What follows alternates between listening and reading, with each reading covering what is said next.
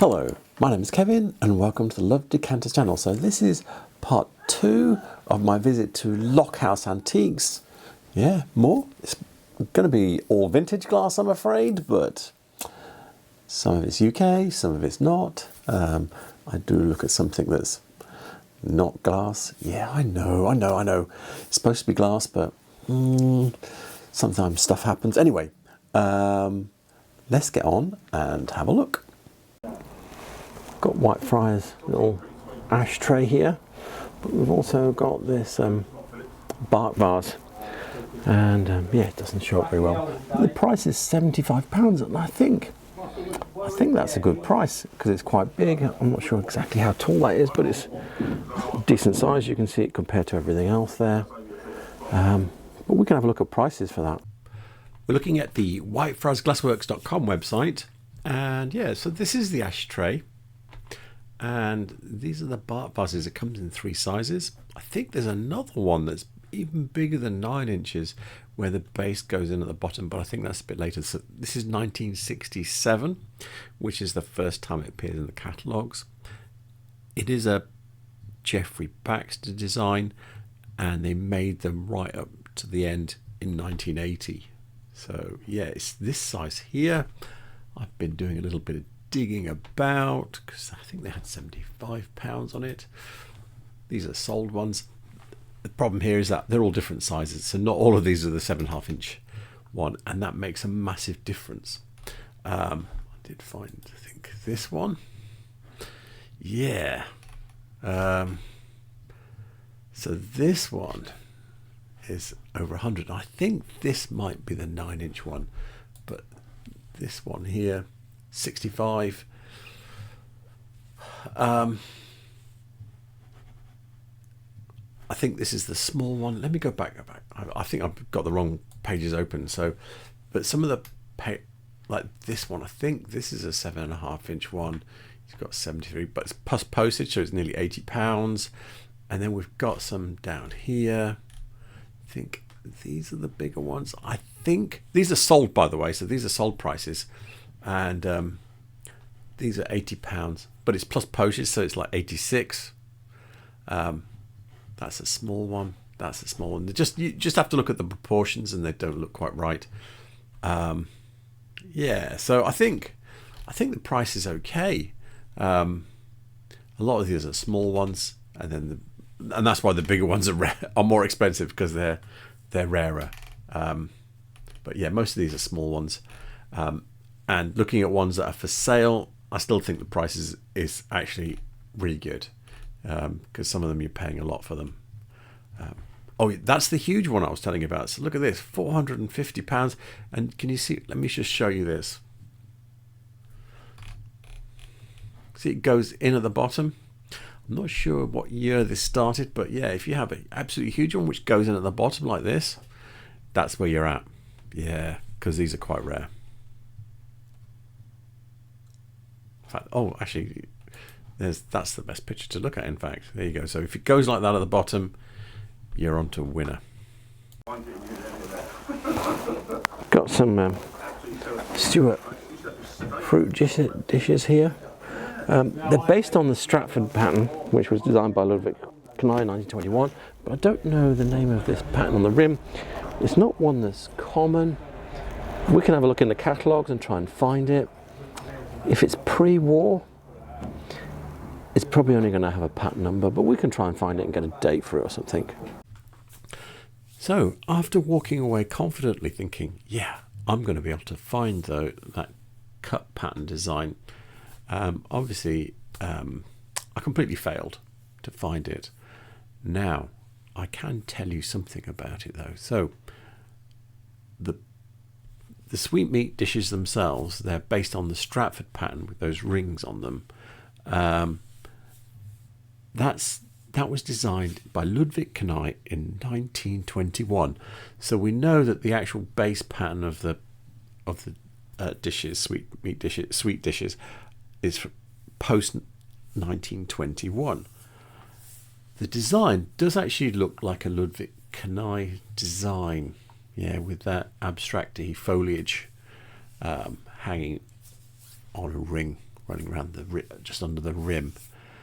So this is the 1927 catalogue. I've downloaded these from the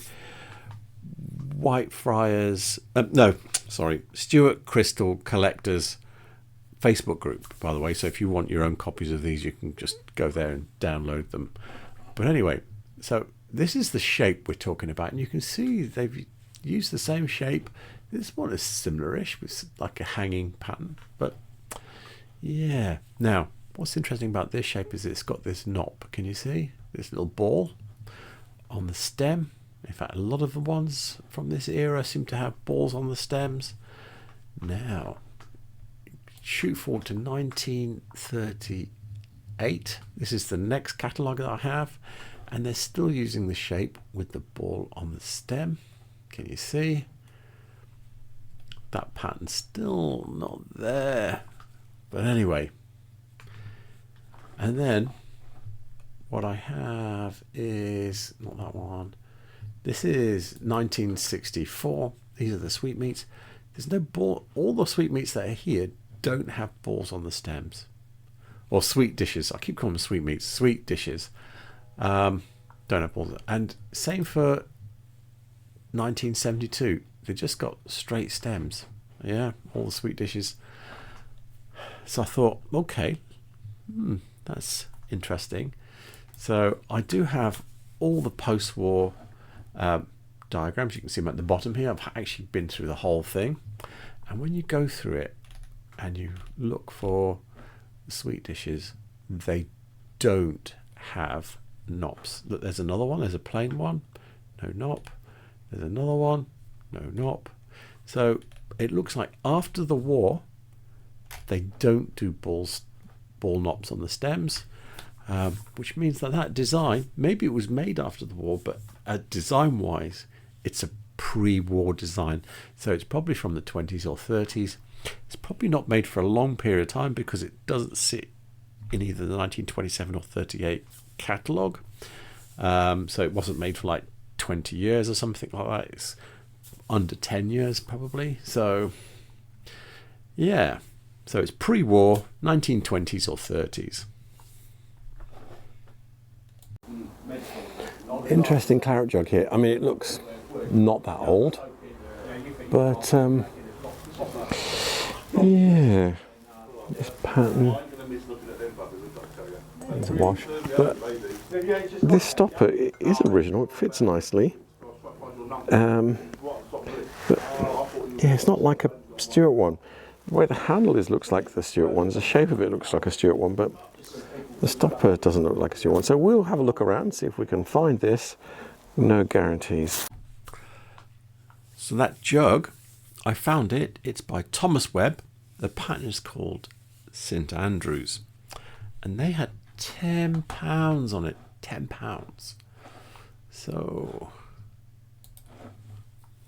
went into eBay, tried to see what kind of money Thomas Webb makes, and yeah, there is one decanter that's sold and it's £50 something. So, but there's this one here, that's for just the decanter. That one's 125. That's free delivery, and that's so they're almost the same price really, because that's 135 and that's 104. Yeah, that's just postage free. There is, what did I see somewhere here? Yeah, there is a claret jug with 4 tall glasses for £250, and it's even got the same stopper, because there's 2 types of stoppers. If you look back here, you've got this one which has actually got the St Andrews pattern on the stopper, and this one which has just got a faceted stopper, but this one just has a faceted stopper. So yeah, £10 looks very underpriced, I would say. So yeah, bargain. And this is what I said about context. As a rather dusty claret jug, don't know who it is by, etc., etc., it's not worth a lot. But if you put a name on it, there'll be people looking for that, because that is a good name. As far as English glass goes, I would put it, you know, it's like Stuart Crystal. I would put it on par with Stuart Crystal, maybe even a bit better, because I think it's a little bit rarer. Got a Wedgwood decanter here. Yeah, it's kind of like usual stuff. But in the same cabinet, you've got this. Yeah, I know it's not glass. I know it's not glass, but yeah, Liberty & Co. Tudoric pewter. So this will be a Archibald Knox designed. Look at this with a little enamelled circle in the middle there. Yeah, that is a really nice thing, and it's got a really nice price on it because it's £640. Yeah, I know it's not glass, but anyway, I just thought I'd show you something just for the fun of it. So I believe it's by Liberties, that watch, it's that clock. It's got the Tudoric label. They've said Tudoric, so it would probably have that marked underneath. And yeah, so you've got a whole bunch of these, and if you look at these ones, look, it's got the same clock face with the copper outer, and then the blue and green enamel inner. Look, load of them. It's it's one of the faces that he used. Okay, so look, there's another one, and another one, and another one, and I can't find that exact one because there seems to be a million different shapes. You know, they probably didn't do big runs of each shape. He would just churn them out. Now, when you initially look and you see up here, and you see, because that one was £640, and you see 85, 45, 54, you know, all of these prices are, you know, not too bad. But there is a problem with all of these ones on here that are on eBay, and they've got the word style written on them. Style, Liberty style clock. Blah, blah, blah. Archibald Knox style. Archibald Knox style. That means they're copies, okay? I suspect if you took the back out, they'd have a battery mechanism inside them. So, yeah. They look good, but they aren't the real thing. Now, I thought I'd just find a real one. There's this one here, which is, it looks silver, but it's pewter because you can polish it up to look like this. It's sold, and the price on it is £10,092. Now, this is a fancier clock, but that kind of puts you into the groove of, you know, it's got exactly the same dial. And I'm just trying to put you into the groove, and probably if you check, is there a picture of it in the back? Yeah, you can see it. Look, it's a wind up. So it's probably not even a fantastic wind up looking at that. But it is a wind up, and that's what makes the difference.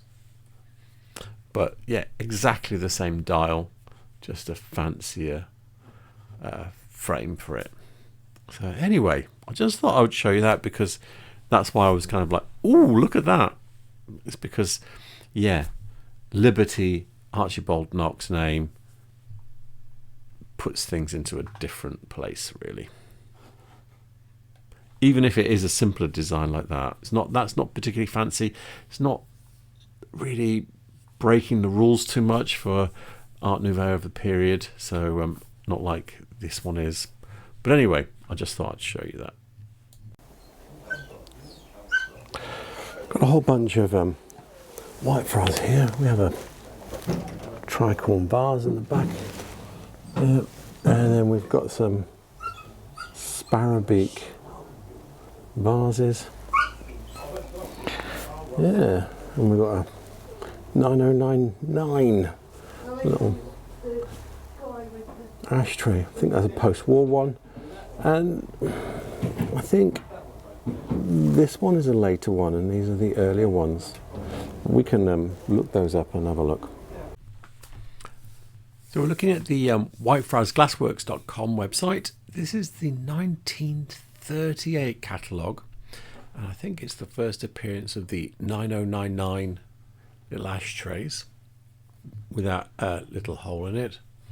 So yeah, so we've got an 8-inch and a 10-inch, and the colours are flint, sea green, gold amber, emerald and sapphire.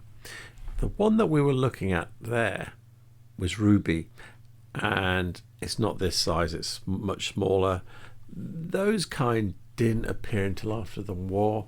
In fact, actually, yes, I wasn't going to, but I might. Let's just go to 1949, and can I see it immediately?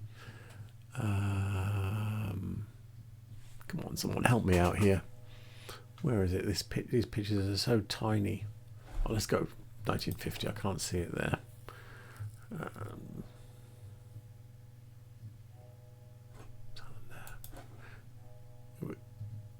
There it is.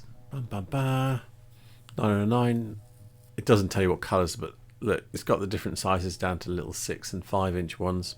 So yeah, that's why it's a post-war one. It's not telling you the colours here either, but I'm pretty certain ruby came in after the war. So let's move on to the little jugs, the Sparrowbeak jugs. I've opened a whole bunch so we can have a little punt through them. So this is the first instance of them appearing, 1956, and you can see some of the jugs we're looking at are there. These ones here, like this, we were seeing those, and then as you move on, they change a bit. You can see these. I think this is a newer shape here, and this is 1961, and then you get to 1969, then you get this other shape in. You can still see that they're doing these this way, and then you've got this one here where the handle's going from the bottom to the top. Yeah, there's a blue one like that, and then this is the very end. This is the last one. I think this is one that we were seeing there on the left. Oh no, that's the blue one in the front. But they're still doing these ones that they were doing back in 1956, and then they've got these new shape ones here, and there's going to be fewer of these ones and blue ones like this because they weren't made through the whole timeline. This is 1974, and I think this is the last instance of making this type of jug. This is quite interesting. It looks a bit like something Kripska, but I'm not certain. It's unusual. I don't remember seeing it before. It's got a different colour in the base, can you see? I think it's a colourway that they use, but I'm not 100% certain. But we can have a look through the catalogue, see if we can find it, or find it in 20th century glass. So I've been piling through all the bowls in the Czech glass guide. I also looked in other sources just to see if it wasn't something from another country. But this is the closest bowl I can find to it. You see, it's got these two scoops here, goes round the back here, has this circle in the middle like that one did, but it's not. That one's got a bit more, I don't know, wobbliness to it. This is a bit smooth. What it says here, old Kripska patterns customized and modified. So it's Egerman 2009 free blown glass. So this is the section it is in there. I then went back to the Kripska catalogue. So where do you go? Hang on. Kripska catalogue. There we go. So this is the Kripska catalogue from 99, and this one here, which has got like the two holes in it and the circular bit here, it's not like that either. And I've been through the whole. This is the 1999 catalogue. The problem is that I've got a big gap to the previous catalogue, which is like 72 or something like that, and then you've got this one, which is actually the most comprehensive catalogue I've got, and then I've got nothing post this. So I think it's somewhere between this one and that one. I think it is a Kripska bowl. It's closer to this one here, but it says patterns custom. I think it's Kripska. just has that feel about it, the colours and everything. Yeah. I might be wrong though. But anyway, that's my thoughts. So I hope you enjoyed that. There's I'm trying to keep the episodes a little bit shorter, so I can do them, more regularly. When I have a long one, if there's lots of things I can't find, it could take 3 or 4 days. And I thought, no, I want to put them out more regularly and maybe just keep the size down to a certain length. I'm open to opinions on that. Yeah. Anyway, with that said, all the references I use will be in the description below. Contact deals for Lockhouse Antiques will be in the description below. And what else? Yes, and please remember to like and subscribe because it really helps my channel. And thank you for watching and have a good night. Good night.